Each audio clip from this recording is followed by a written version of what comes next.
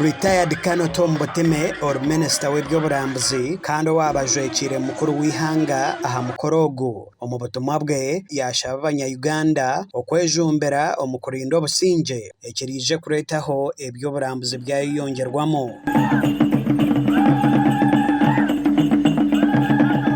In other words, what brings us to Kasese today is to make sure that communities rebuild, that we restore hope and foster peace here in Kasese. Honorable Martin Mbarara or Minister wa State w'ebyoburambuzi we yagira ngo cyo kureeta emikoreegi omu district ya Kasese nahabwa obusingye oburi omu district egi. We are doing whatever we are doing. There are so many activities that have been happening here. I was talking about the Taskalite Marathon, so many. But whatever is happening in Kasese and in the Rwenzori is because there is peace.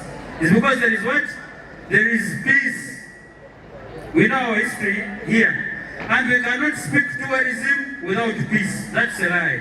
People should know that accessing the Rwenzori mountain from Congo is nearer and it is easier.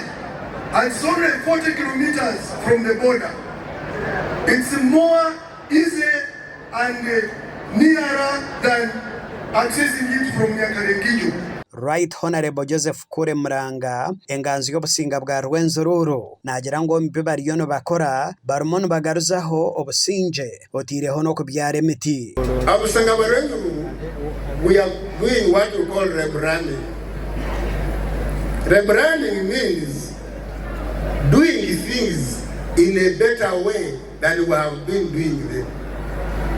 So we believe that we have to reconcile with the government, reconcile with our old friends, reconcile and make peace with everybody, encourage people to come to Kasese, to the Rwenzoris.